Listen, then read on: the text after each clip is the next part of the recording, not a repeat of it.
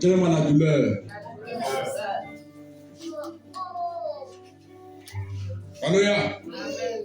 Tu as quand même la douleur. Tu as encore la douleur. Léa et Rachel, c'est un exemple que je prends pour illustrer mon message. J'ai beaucoup d'exemples, mais je voulais l'exemple qu'on va lire. Hein? Léa et Rachel sont des sœurs. Léa la grande, Rachel la petite sœur. Maintenant, monsieur Jacob arrive dans la famille de Laban. Il voit les filles. Celle qui est petite, elle me plaît, alors elle canora. Il a vu la flasher. Je veux prendre celle-là, il veut l'épouser. Il dit ok, d'accord. Le père dit bon, comme tu n'as rien, tu travailles pour moi 7 ans et puis tu la prends, sans problème. Il a travaillé, il a dit que les 7 ans, il a été à ses yeux comme 7 jours. Il a vite fini. Le jour qu'il doit épouser Rachel pour laquelle il a travaillé, la nuit, il arrive. Il a acheté tous les produits du mariage, de maquillage, il a donné à celle qui a les yeux délicats. A voulu donc dire quitter belle. Pourquoi c'est quitter belle? Elle a les yeux virgule. Elle ne voit pas bien. L'autre version dit elle avait les yeux ternes. Donc elle dit les gens disent que ça ne voit pas bien, c'est bizarre. Un peu non. Quand il Rachel était belle d'apparence, belle de figure, belle de corps. Elle était un peu non. Le père dit que maquille-toi. Elle est fine. La nuit, il a dit à la fête qu'il devait se marier que je ne veux pas te voir le jour de la fête. Là. Si je te vois là-bas, tu vas me sentir. On a caché la vraie mariée. On a pris l'autre, on a mis devant. Le gars est entré. C'est la côté là-bas, on se couvre le visage. Il a Bob Lavelle toute la nuit. Il s'est réveillé le matin. Aïe! Ah! Il a dit cheveux.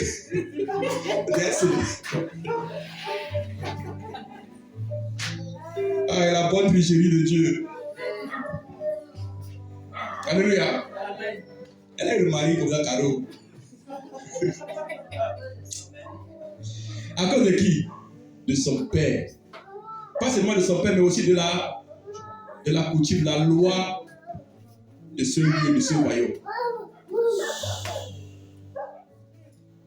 Ce n'est pas ta rachelité qui te fera réussir.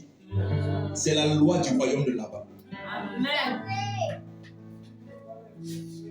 Ce n'est pas ton intelligence qui va te faire réussir. C'est les lois de Dieu qui vont te faire réussir. Amen. Tu peux être intelligent, tu peux être performant, tu peux être beau, tu peux être cela. Mais tant que les lois du Père, la part de Dieu, ne s'appliquent pas à toi, la défavoriser à une bénédiction. La favoriser aux yeux de tout le monde n'a pas été béni. Tu as que les choses folles du monde pour confondre encore les sages, le sage Jacob. Il a pris les choses viles, impuissantes pour confondre les forts. Il a pris les faits pour confondre les forts. La Léa qui s'imaginait que Léa se mariait, il savait avant, on ne savait pas. 2 jours avant, on ne savait pas. C'est 1 jour après le mariage qu'on voit Léa avoir une maison. Pourquoi? Son père a dit, tu vas entrer là-bas. Je me tiens, je proclame. Là où on ne t'a jamais imaginé. Là où on ne t'a jamais voulu ni penser. Les lois de mon Père. Oh, Jéhovah Emmanuel, te feront entrer au nom de Jésus-Christ. Ces lois te feront entrer. Où des gens mieux que toi auront le CV. Tu entreras. Où des gens plus intelligents que toi ont postulé, on te prendra. Où ceux qui ont plus d'expérience que toi vont se présenter. C'est toi qui seras pris. Pas à cause de tes compétences. Pas à cause de tes études.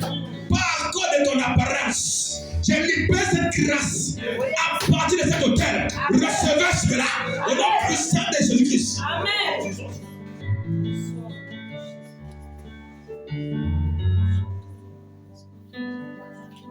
La loi de Réa a eu, c'est que la belle Rachel n'a pas. Celui qui avait dit le moine a eu, c'est que le major n'avait pas. Celui qui ne priait pas comme tout le monde a eu, c'est que les grands prières n'ont pas. C'est ça qu'on appelle la grâce. Oh, yes. Pour que Léa puisse avoir ce mariage, on a pris ses beaux yeux. On lui a donné les yeux virgules. On lui a donné les yeux qui ne voient pas bien. On lui a donné les yeux qui sont flous. Afin qu'elle arrive avant les autres qui ont plus de compétences qu'elle. Il y a des choses que Dieu retirera pour te mettre en avant de ceux qui te dépassent. Amen. Oh yes. Jésus a été le roi. Il n'avait ni beauté ni éclat pour attirer les regards. Mais malgré cela, il était le plus beau qui attirait tous les hommes vers lui, qui attirait toutes les femmes vers lui, qui attirait les rois vers lui, qui attirait les chefs vers lui, qui attirait les sacrificateurs vers lui, qui attirait les étrangers vers lui. Il n'avait ni beauté ni éclat afin de les attirer vers lui. Yes. Il se fait pauvre de riche qu'il était pour enrichir les autres pauvres. Oh yes. Léa est entrée dans cette maison-là avec un inconvénient. Elle est entrée avec un défaut. Tu entreras avec un défaut. Tu entreras avec un inconvénient. Un défaut que Dieu le ciel a imposé sur toi. Tu entreras avec. Un inconvénient que c'est pourquoi ne te plains pas quand tu n'as pas la taille. Ça vient de Dieu. Ne te plains pas quand tes cheveux blanchissent. Ça vient de Dieu. Ne te plains pas quand tu ne grossis pas ou quand tu ne maigris pas. Ça vient de Dieu. C'est un critère de sélection que tu as placé en t'enlevant quelque chose pour te mettre les tirs ne peuvent pas arriver. Ensuite, te donne tout parfaitement. Comment saura-t-on qu'il est Dieu au travers de ta vie? Pasteur, Dieu doit prendre pour te donner. Je dis bien Lévite, Dieu doit prendre pour te donner. Je répète encore Lévite, Dieu doit prendre pour te donner. Est-ce qu'on peut avancer? Lorsque, écoutez bien, lorsque cela est arrivé, chacun va dire son beau-père, qu'est-ce que tu m'as fait? Dire, aïe, chez nous, on ne donne pas la petite avant la grande. Et passe la semaine avec elle. Écoutez bien. Passe la semaine avec elle. Même si tu ne l'aimes pas, passe la semaine avec elle. La semaine a combien de jours? Combien de jours? Passe les 5 jours avec elle. Quand tu vas finir la semaine, je te donnerai d'autres. Ça veut dire, si tu ne passes pas la semaine avec moi, je peux trahir l'autre n'entre pas.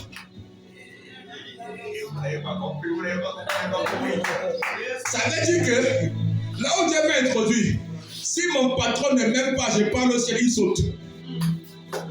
C'est moi qui suis, c'est moi qui vais recruter les autres. C'est moi qui vais initier les autres. C'est moi qui vais devenir conseiller matrimonial des autres. C'est moi qui vais devenir le père spirituel des autres. C'est moi qui vais ouvrir la porte pour que les Rachel puissent entrer. Ceux qui ont les critères vont entrer si moi je suis respecté.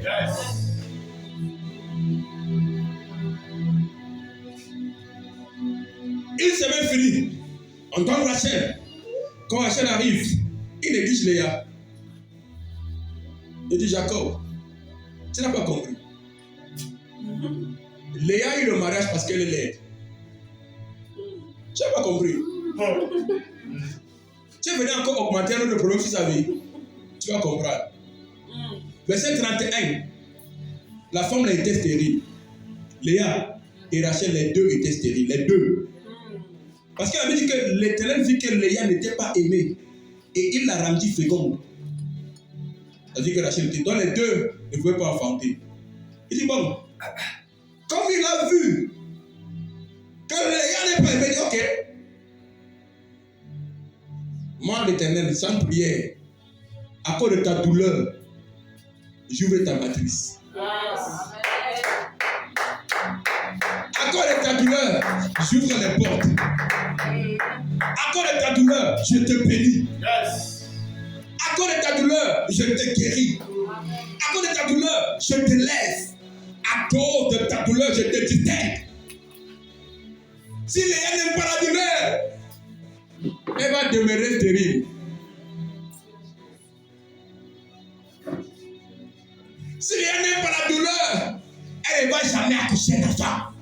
Elle n'aura jamais la joie d'être mère. Elle accepte cette douleur.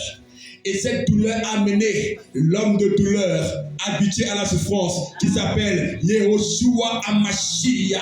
Lorsqu'il est entré dans la situation, dans l'histoire, il a touché, il a changé les choses. L'homme de douleur habitué à la souffrance. L'homme de douleur habitué à la souffrance.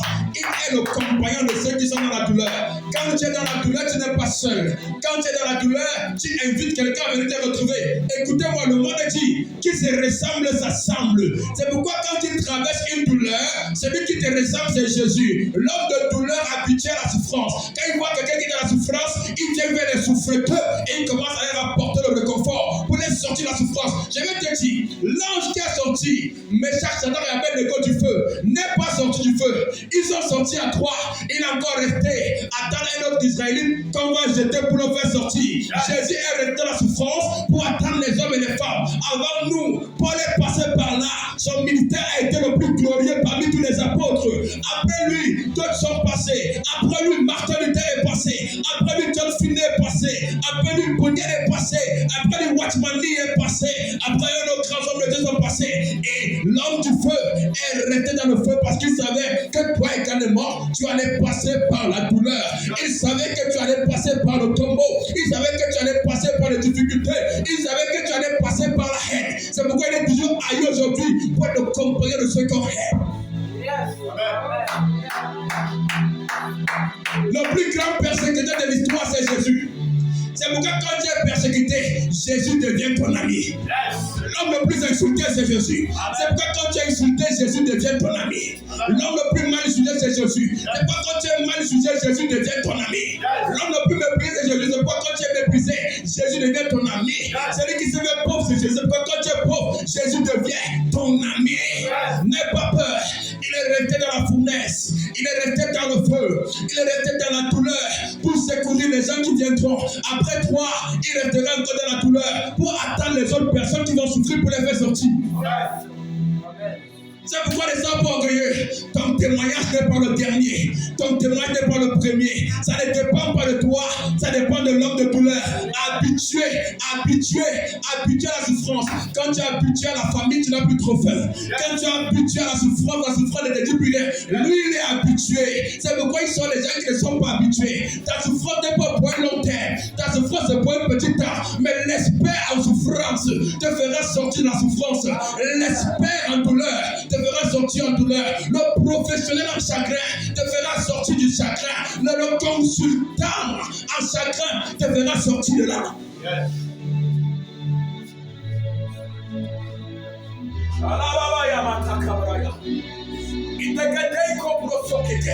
Lorsqu'il a vu que Léa n'était pas aimée, il a donné les enfants. Lorsqu'il a vu qu'on déteste les gens, il donne. C'est pourquoi la haine des personnes contre toi est la nourriture, est l'engrais qui amène la semence de Dieu à grandir pleinement en toi. Quand on ne t'aime pas, ne recherche pas leur amour. Dieu est en train de transformer ça en engrais. Quand tu piétines, ne revendique pas l'honneur. Dieu prend ça comme de l'engrais pour faire grandir son image en toi. C'est le feu du fondeur. Reste dans le feu. Il est en train de travailler. C'est le feu du fondeur. Reste dans le feu. Il met son image en toi. Et quand Dieu met son image en toi, il t'amène là où il est. Il t'amène dans la gloire. Il t'amène dans la louange. Il t'amène dans la célébration. Il t'amène dans la sagesse. Il t'amène dans la richesse. Il t'amène dans l'honneur. Quand Dieu voit son image, il te mènera à l'honneur. Quand Dieu voit ton image, il te mènera à la louange. Quand Dieu voit ton image, il t'amènera dans les grandeurs, dans les hauteurs, dans la gloire, pas dans l'onction, dans la gloire. Yes. Remamamama Shakaya. Jimberosco Pom Desaya. Shikaya accepte ça. Et vous allez voir, pour terminer, lorsque Rachel, Léa, elle est brisée, quand tu ouvres sa matrice, qu'est-ce qui se passe? L'option prophétique est activée dans ça. Dès qu'elle va acheter son premier enfant, elle va dire Réhouben. Qui dit regardez un fils, voyez un fils. Elle a enfoncé le fils, pourquoi? Parce qu'elle était dans la douleur. Oh yes. Amen. Les Léa n'enfantent pas sans les douleurs. Il faut une haine qui va ouvrir sa matrice. Et il y a des choses que tu dois enfanter. Mais tu dois les enfanter en passant par une douleur émotionnelle, douleur physique. Tu dois passer par une douleur. Cette douleur va enfanter ton Ruben. Amen. Yes. Amen. Dans l'église, on n'est même pas. Mais j'ai implanté la première extension. Je suis Léa. Tant ma famille m'a tellement humilié. Mais j'ai utilisé ça pour faire de mal à la tête. On me chassait pour aller berger le troupeau. Maman, on me met de mes frères, je suis devenu leur propre roi. Même le frère de David disait, je connais ton orgueil et la malice de ton cœur. Même son frère le condamnait. Il est devenu le roi de son grand frère.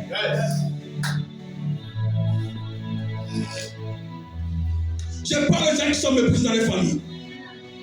Je parle à ceux qui sont les derniers de leur famille. Ton église, comme piétine, comme tu n'es rien.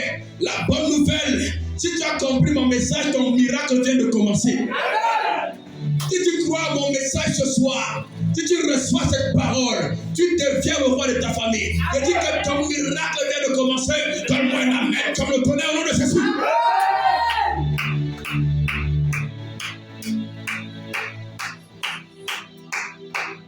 Après avoir couché, elle tombe encore enceinte. Elle donne un deuxième enfant, dit, on l'appellera Siméon. Parce que Dieu a entendu et il a vu ma souffrance. Il m'a encore ajouté un autre fils. Elle accouche Siméon. Après ça, elle tombe encore enceinte. Elle dit, tu as vu que mon mari ne m'aime pas. Il va, maintenant s'il va s'attacher à moi. Elle a appelé son troisième fils Lévi. Lévi signifie attaché ou attachement. Donc, Léa est entré dans une dimension prophétique dans sa vie. Avant elle, il n'y avait que quand on a couché Jacob et Ésaü. C'est les sages-femmes qui ont donné les noms. C'est la première femme dans la Bible qui donne le nom à ses propres enfants. C'est la première femme dans la Bible qui donne le nom à ses propres enfants. Elle est entrée dans l'onction de Jacob. Qu'est-ce que tu veux? Dans l'onction d'Abraham. Ah, vous ne comprenez pas. Même Sarah n'a pas de nom Isaac. C'est Dieu qui a dit vous allez l'appeler Isaac. Cette femme est entrée dans l'onction d'Abraham, je vous dis. Même pas d'Isaac. Parce que même les enfants étaient les sages femmes qui ont le nom. Elle est entrée dans l'onction du père Abraham. Une matriarche. Elle accouche Lévi. Après ça, vient le temps. Elle tombe encore enceinte le quatrième enfant. Elle dit, ah, maintenant mon mari m'aimera. Je vais appeler celui-ci Yehuda. C'est-à-dire Judas, qui signifie célébration, louange. On célébrera dans cette maison. La Bible dit, après ça, elle va cesser d'enfanter. Quand elle va arrêter, Rachel va dire, oh, moi aussi j'aimerais les enfants, elle va prendre sa servante. Bila va coucher 1, 2. Quand elle va dire, moi je n'accouche plus. Elle donne sa servante, Zilpa donne 1, 2. Quand Zilpa donne 1, 2, vous savez ce qui va se produire? Dieu revient encore, rouvrir les entrailles de Léa. Elle accouche encore 3 autres enfants avant que Rachel n'accouche. Elle accouche 1, elle accouche 2, elle ajoute ça la fille Tina. Après, elle prend sa retraite.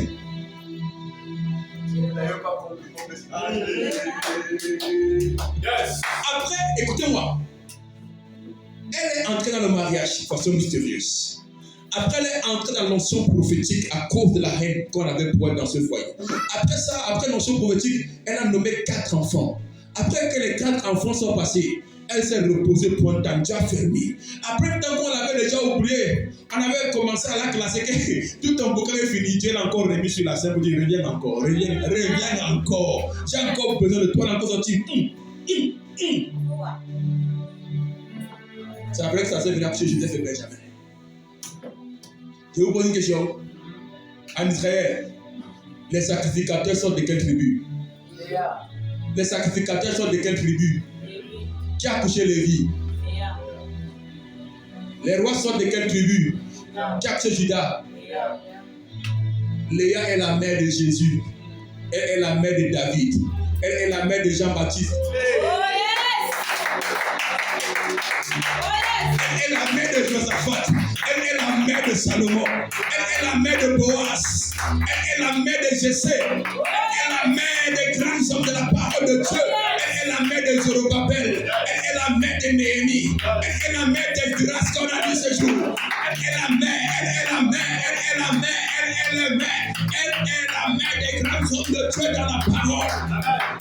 La mère de Samuel, c'est Léa. La mère de David, c'est Léa.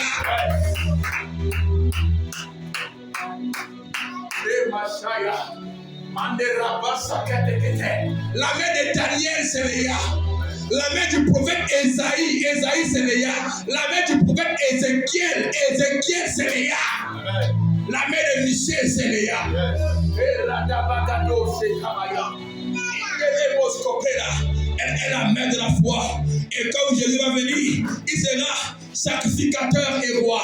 Dans Somme 110, il est écrit verset 4. Tu es sacrificateur pour toujours. Selon l'ordre de Melchisédek. Jésus est sacrificateur par qui? Par Marie. Parce que Marie était de la tribu de Lévi. Marie est une fille de Léa. Et Jésus est roi à cause de David, de Joseph. Joseph est de la famille de David. Et Joseph est de la famille de Judas. Qui est la mère de Judas? C'est Léa. Le père et la mère de Jésus sont de Léa. Jean-Baptiste sort de Léa. Zacharie sort de Léa. Les grands héros de la parole sortent de Léa. 1 Samuel 2, Samuel a été écrit à cause de Léa. 1 Chronique 2, Chronique a été écrit à cause de Léa. 1 Roi 2, Roi a été écrit à cause de Léa. Esther a été écrit à cause de Léa. Esther a été écrit à cause de Léa. Esaïe, Malachie, Jérémie, Ézéchiel, Daniel ont été écrits à cause de Léa.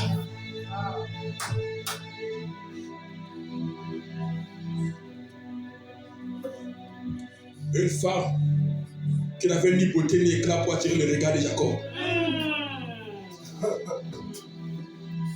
Une femme qui n'avait ni beauté ni éclat pour attirer les regards de Jacob est la femme par laquelle on va entrer au ciel. Une femme qui n'a pas été aimée par son homme est la femme qui est devenue la prophétesse qui nous introduira au ciel. Ta douleur est en train de faire, de toi une prophétesse. Ta douleur est en train d'amener une bénédiction. Peut-être pour les autres c'est le mariage.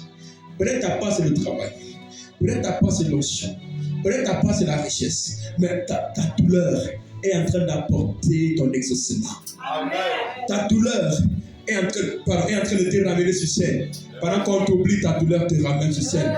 Ta douleur va te faire engendrer des grands noms qui vont demeurer. Des grands noms qui vont rester, qui ne vont pas tomber, qui vont s'éterniser. C'est ta douleur. On me savait deux parties.